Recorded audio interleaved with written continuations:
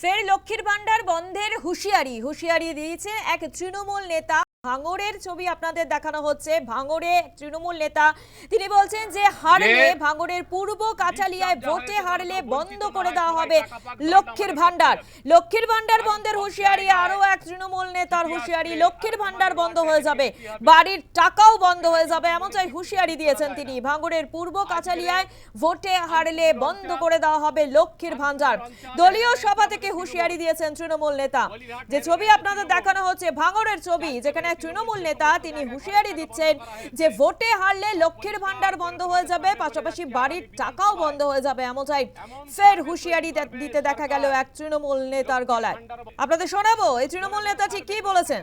Booth জিতে গেছে আর আমার বুথ হেরে গেছে, পশ্চিম কাটালের একটা বুথ হেরে গেছে, দেখবে সব লক্ষ্মীর ভান্ডার বন্ধ হয়ে যাবে, ঘরের টাকা বন্ধ হয়ে যাবে, ঠেকাতে পারবে না। যেমন এখন শানপুকুরির লোক বুঝ দিবে দেশ, চালতে বেড়ের লোক বুঝ দিবে দিচ্ছে, পলিহাট টুয়ের লোক বুঝ দিবে দিচ্ছে।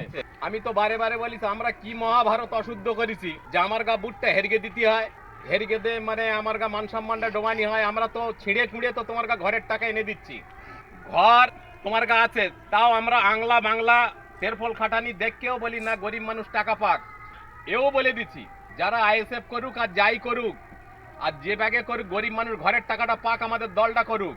সব সময় আমি এই কথাটাই বলি, গ্রামের মানুষ আমরা পাশাপাশি বাস করি, গ্রামের মানুষ সুযোগ সুবিধা পাক, গ্রামের মানুষ সরকারি টাকা পাক। আমি সব সময় বলি যারা যাই করে তাই করুক। আমি বকুলির বলে দিচ্ছি, রিঙ্কুর বলে দিচ্ছি, মুন্নারও বলে দিচ্ছি যে লিস্ট আপ যা হয়েছে যেন কেউ বঞ্চিত না হয়, সবাই টাকা